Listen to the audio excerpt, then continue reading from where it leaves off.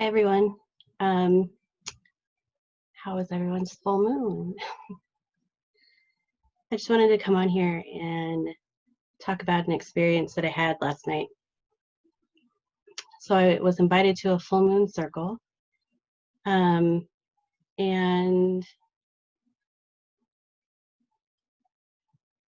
it wasn't what I was expecting. It was a group of yogis, and they were all wonderful.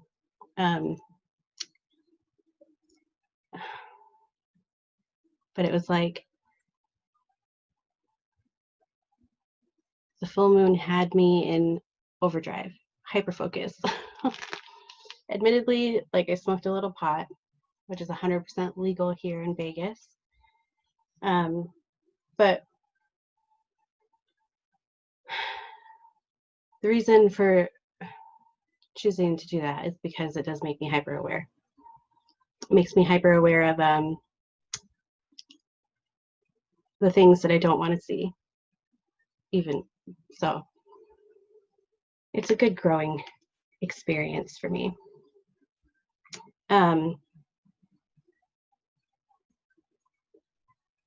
So with my gift, one of my gifts anyway, being able to see the energy and everything that lies beneath the surface, I had a very clear picture of what's happening right now. And so I did a full moon reading video a couple days ago, and I said that I heard somebody say this love and light stuff is not going to work anymore. And I kind of understand where that came from. So that being said, in the circle, we were given opportunities to offer some wisdom and revelation from the seer. And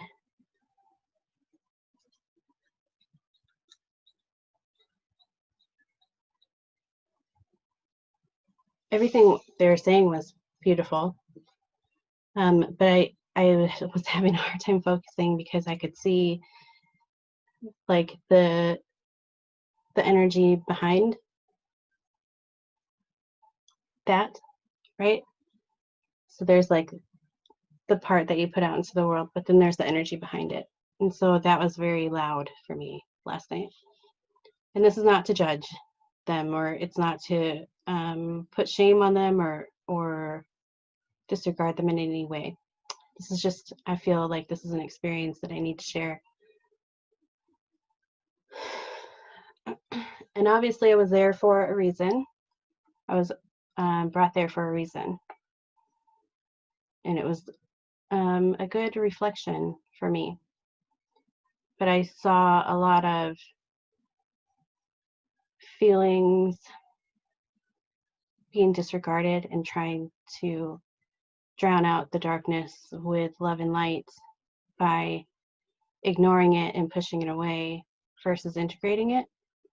And so in that sense, that love and light stuff has to stop. The bypassing, spiritual bypassing, the not paying attention to our emotions, or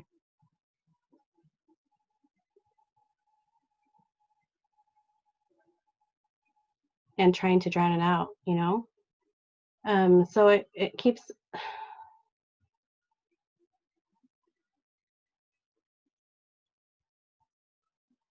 in that sense, the love and light stuff has to stop. But it's when we can turn towards our darkness, turn towards our emotions that are not fun or unwanted, and really embrace them and accept them for what it is, and not try to change them or tell them that they're bad, or tell them that there's no place for it, because there is.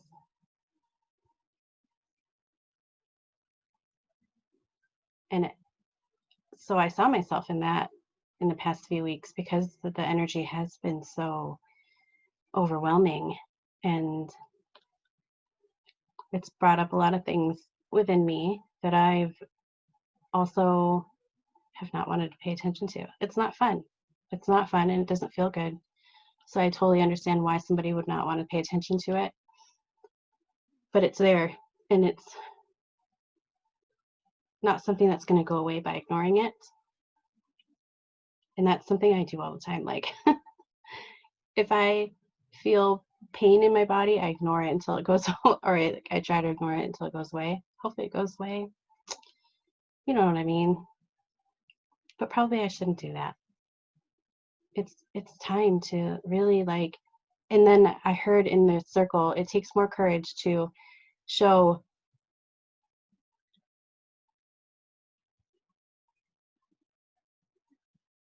your truth in that. I understand that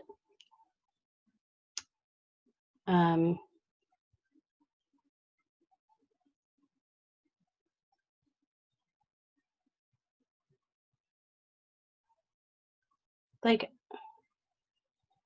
I understand that love and light and positivity, it's needed, but it's only harmful when it's being used to not pay attention to your other parts. And it's in that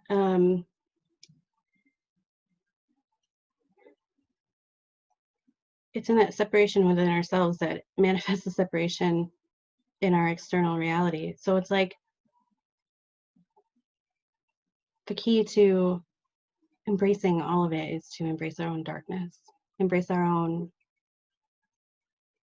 hurts, our own pain, our own shadow.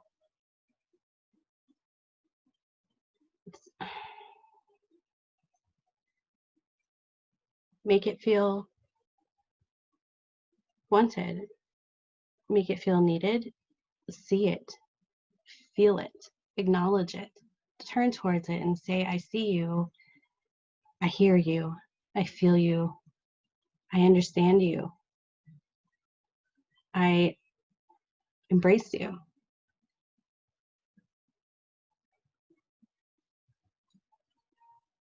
It's only in that action that the separation will be removed. And going into the darkness, that is the feminine. That is the feminine quality. And then the masculine comes back in and shines its light. So, trusting in your light to lead you through your own darkness. Trusting that your light, trusting in you, the universe, that your light will never dim or never go out. Allowing it to lead you through the darkness to come out the other side.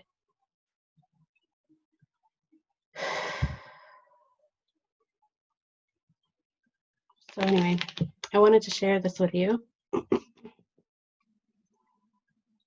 It's a poem by Rumi. It says, "This being human is a guest house.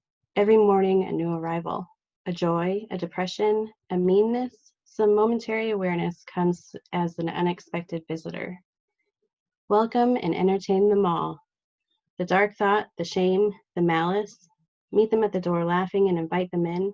Be grateful for whoever comes because each has been sent as a guide from beyond."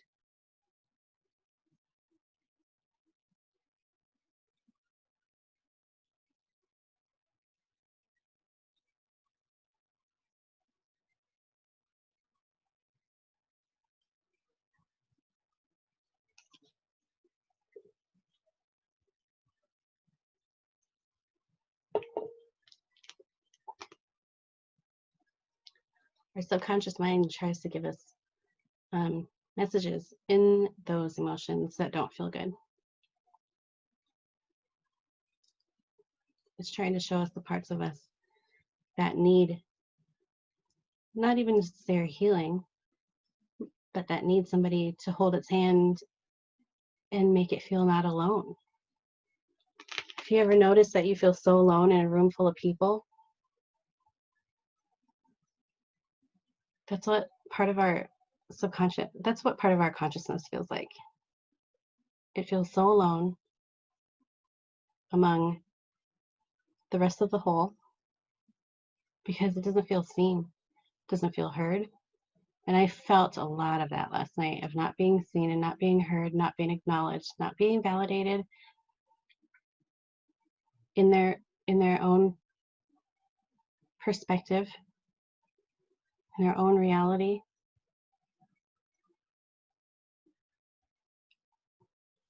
Even if it's not the objective truth, it is their truth.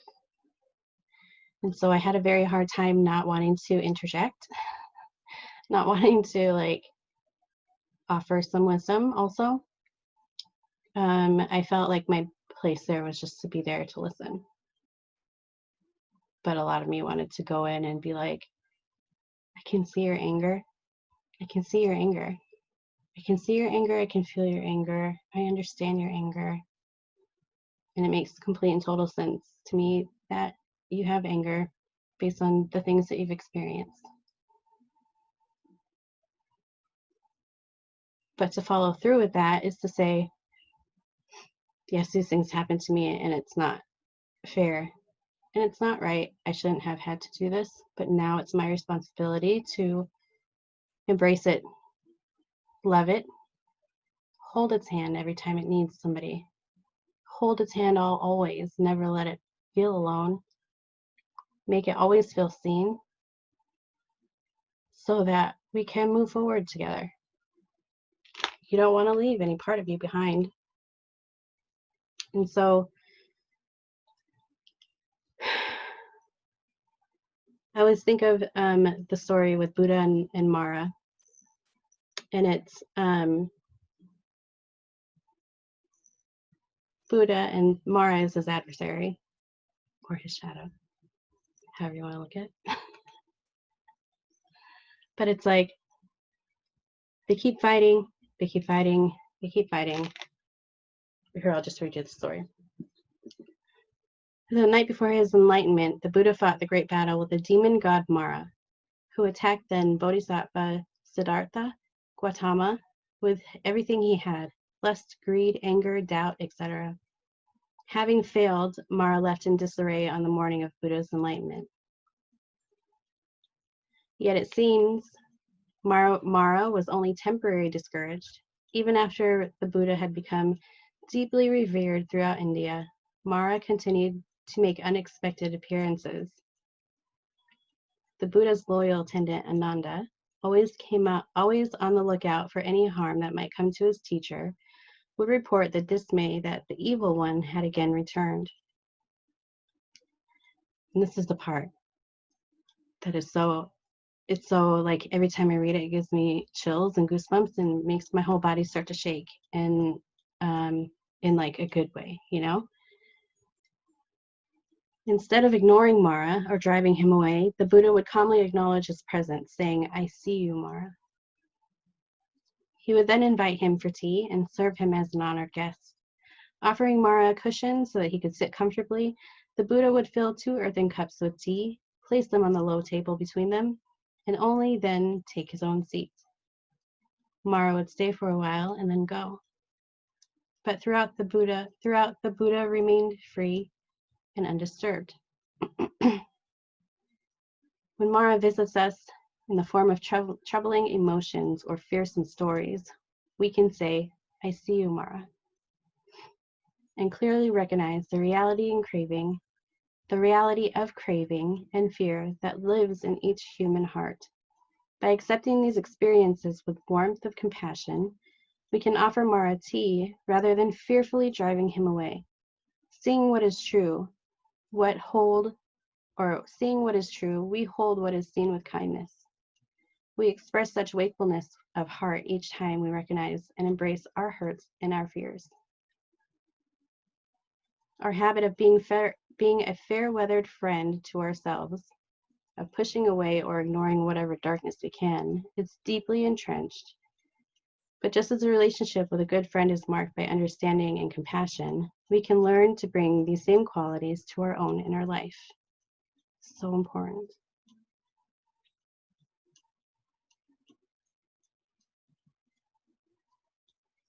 We're learning to make friends with ourselves, our life, at the most profound level possible. We befriend ourselves when, rather than resisting our own experience, we open our hearts and willingly invite Mara to tea.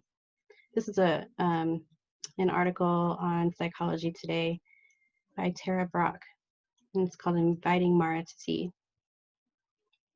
But it's so like, just that wisdom. Even the Buddha has his own shadows and his own shadows that creep up in his life, right? So everybody has this.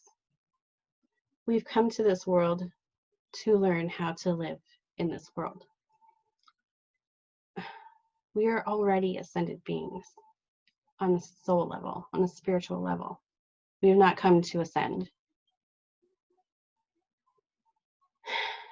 We've come to grow and gain awareness and expand.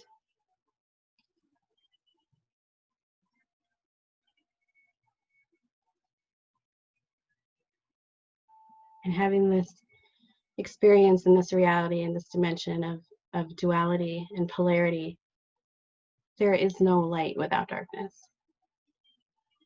There is no love without fear. There is no up without down. You know, there's no left without right. There's no happy without sad.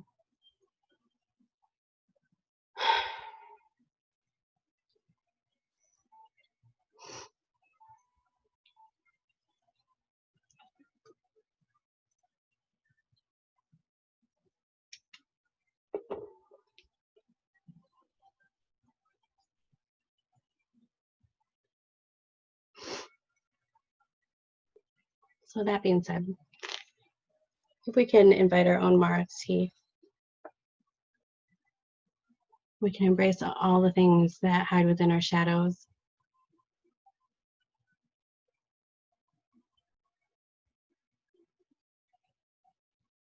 It's like we have to embrace our own inner, whatever it is that you find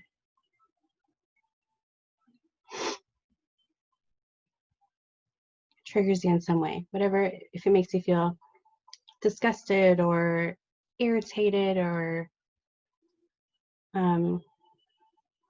even if you feel like extreme attraction to somebody, use those feelings and use that awareness as a tool for you to understand all the parts of you that hide in your shadows. And that's what the full moon was about last night. And I always say that, and I never I always say the full moon illuminates all that which hides in the shadows.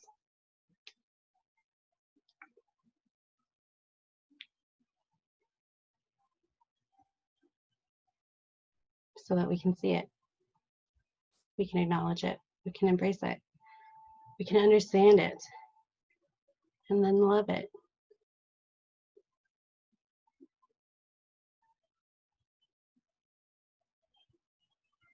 But it's not enough to just love it.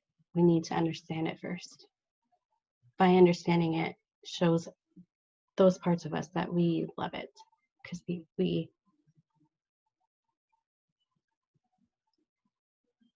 see the importance of having to understand our own shadows.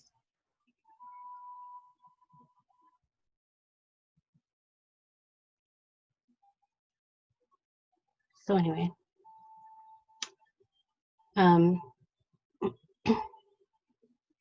so yes, this love and light spiritual bypassing stuff has to stop. We have to allow ourselves to have these emotions without feeling guilt or shame or putting ourselves down. And it doesn't mean succumbing into those shadows by turning towards them. Like, I feel like when you get stuck in those shadows, it's because you're fighting, trying to fight it. But if you take it in as part of yourself,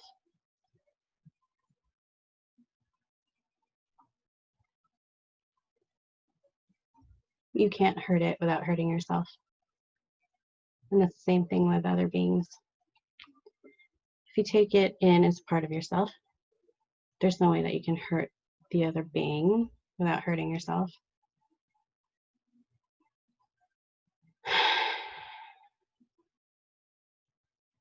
But it starts within.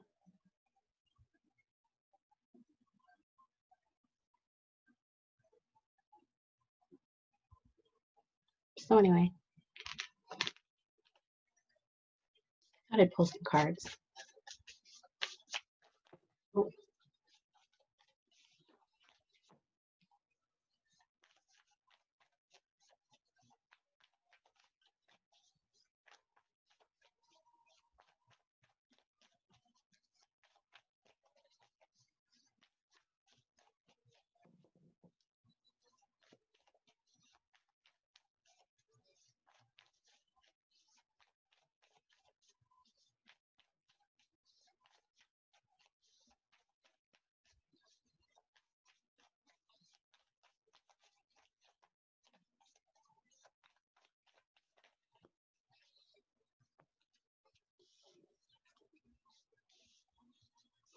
Mm.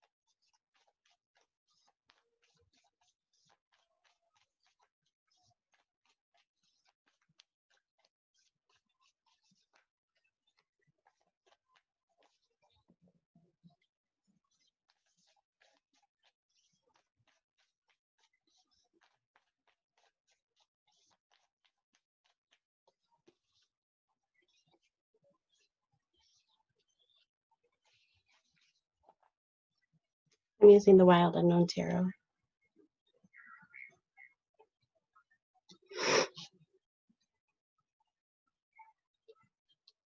All right, so we have the Sun of Swords, which is the Knight of Swords. And I feel like I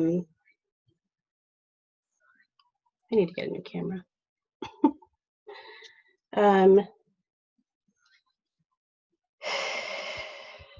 Oof. I feel like this is saying that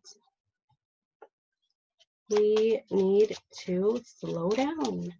Stop feeling like we have to be in action in order to be effective.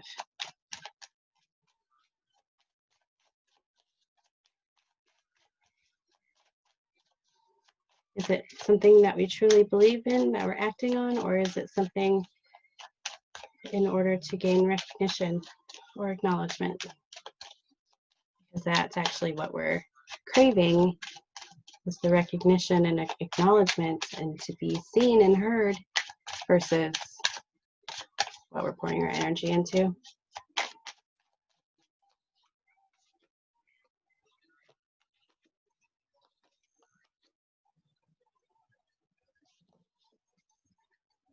And I'll tell you, a lot of what I saw last night is like not being recognized.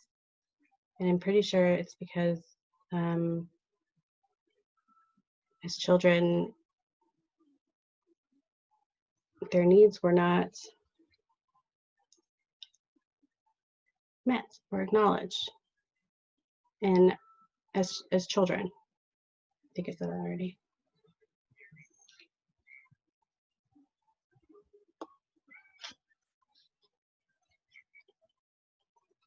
These are Lenormand. You have the rider, the bear, and the key. So it's like we're chasing this acknowledgement from the feminine, the mother person in our life. We're chasing the acknowledgement because as children, all we needed was a mom or nurturing and saying, it's okay. I see that you're upset. I see that you're sad. And I struggle with this with my own kids. It's very hard to see how much I wasn't there for my two older ones in their early lives. Being able to see that now is like, oh. So I can totally understand.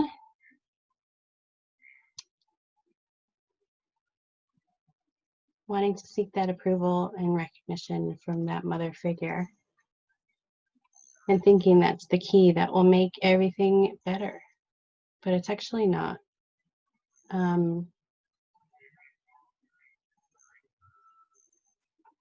mean, maybe it is. And maybe you have a parent who is very conscious and aware of the things that they've done. But if not,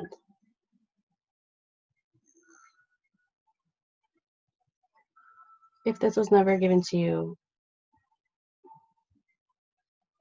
it's not easy for parents to admit that they screwed up their children.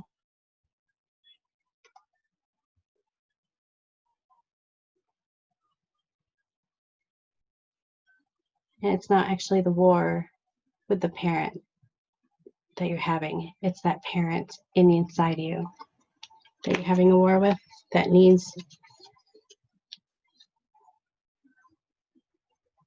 So the key to unlocking everything is already within you. Okay. It's like, because when we're children, we soak in all information. We soak in parts of everybody that we grow up around. So pulling in parts of the people that were like authority figures or people that we needed to look up to, we have those parts like programmed into our subconscious, and our subconscious mind then argues with our conscious mind. If you ever notice you argue with yourself, that's that. That's your inner parent or your inner authority person. And so then we have the moon card. Everything that is illusion, or being able to see the illusions clearly.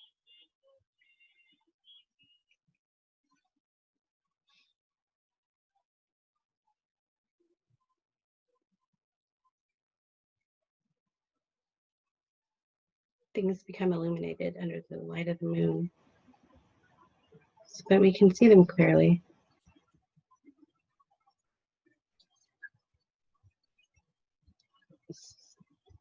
And it's in that, you have the Hermit card. And it's a turtle with a candle on its back, illuminating the darkness. So I feel like what is needed? What's needed is for us to go within, trust that the light within us is there and will always be there, but allow that light to lead us through our darkness. Explore our darkness. Find every nook and cranny that you can within that cave of shadow, and explore everything. We have the Four of Pentacles. And in this Four of Pentacles, you can see that they are all connected with strands of energy. Kind of. So for me, with this Four of Pentacles, it's like embracing all parts that are needed is what's going to make this machine run smoothly. When we're able to do that, then we have the World card. We're going to go through an ending. We're going to go through what feels like a death process, but only to be rebirthed into the Nine of Pentacles. Independence, confidence, a knowing that we are able to do whatever we came here to do, and embracing that part of us.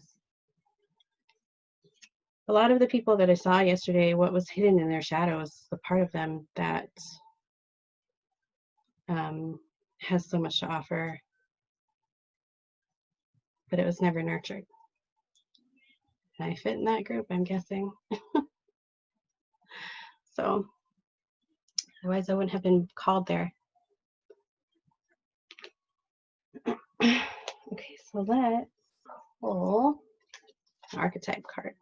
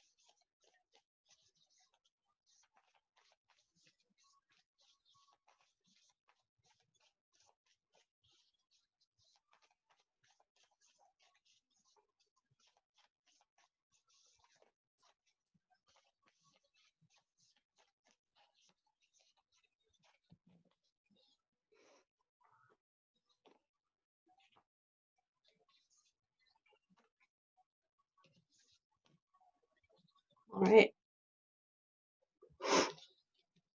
So we have the vessel. And I'm going to read from the book because I'm not familiar enough with these cards yet.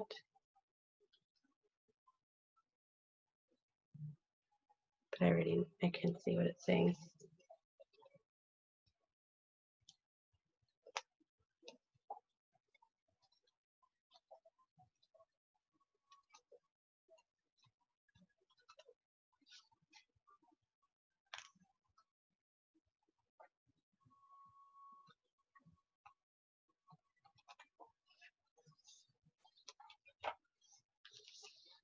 All right, the vessel. The body, the container, the cup. The vessel may be the most powerful archetypal form on earth. It is everywhere. Cups hold liquid, stoves hold fire, our bodies hold our organs, our homes hold families. Through the simple act of separation, the vessel protects what it contains. Nests protect eggs, saving accounts protect our earnings. Even the planets are contained within their circular orbit when this card appears. Oh wait, when this card appears, it is time to assess what is being held together and how. Is the vessel too tight, too loose, broken, empty, full? Or perhaps there is no vessel at all, and the contents spill in every direction. It is natural for structures to be formed and eventually fall apart. The vessel has a life cycle that must be honored. Is it time for you to build, break, or repair? You must find out. And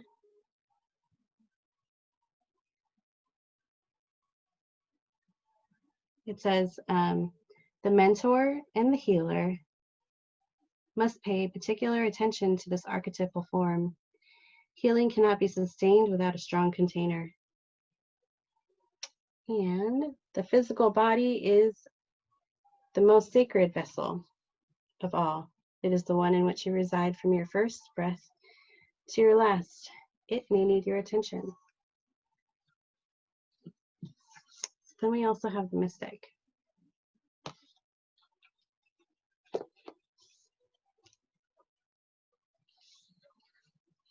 This one says, the mystic, the seeker, the light worker, the dreamer. The mystic is often misunderstood in our culture, depicted as a wandering or lighthearted daydreamer. Yet, like Shiva, the true mystic plays a critical role in society, remaining fearlessly dedicated to the path of transformation. In order to save the earth from darkness, Shiva swallows the poison of the world and holds it in his throat, slowly transmuting the liquid into nectar. This is the work of the mystic. They do not fear darkness, but rather sit in the presence of it, harness the potential and latent energy behind it, and embed it with light. They are patient and prudent change makers, seeking growth above all else.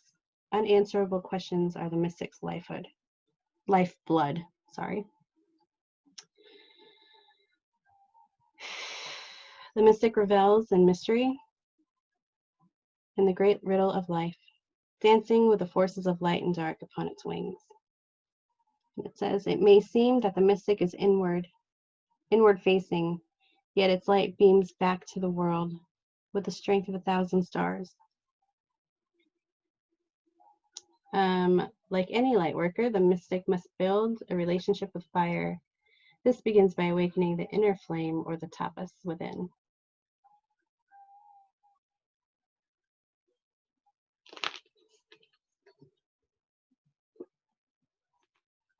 So, I guess this is a call to all the mystics out there.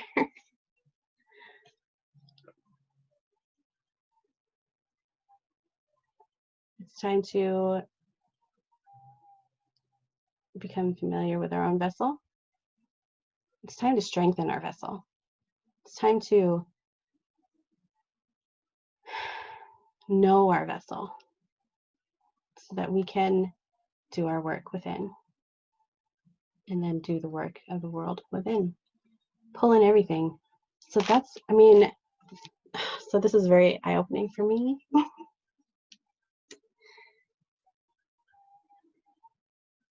That is what I do, is I pull in the darkness.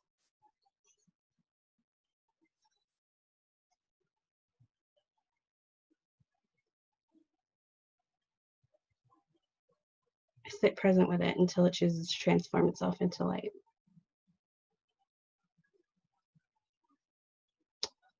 And I know that I can't do that if I'm not feeling well, and I can't do that if I'm not feeling strong, and I can't do that if I'm not feeling healthy, or I can't do it as effectively, I should say. So it's time.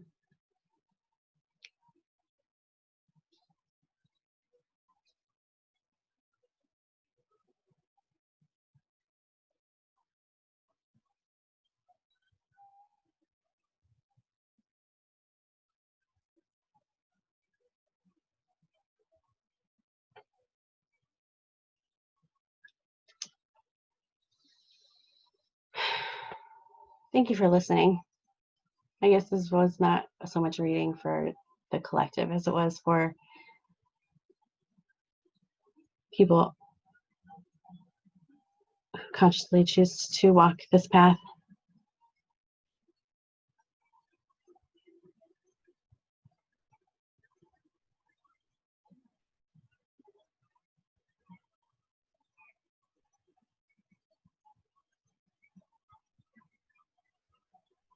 Let's create a vessel. Let's create a container that is so strong that it can hold our light and it won't be put out by when going into the darkness. But it's the darkness that is screaming for attention, screaming to be seen and heard and understood.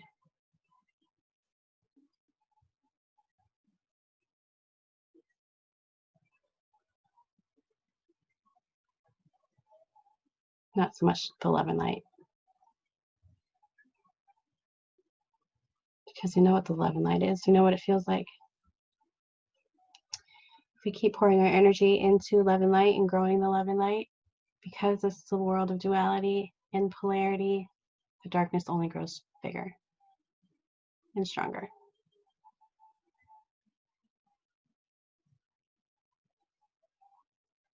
It's a mirror reflection of the light. There's no way of getting rid of it. We can only accept it as part of ourselves. Excuse me. Okay, I think that was a sign to end. Thank you. I love you guys. I hope you have a wonderful day, and I'll talk to you later. Bye.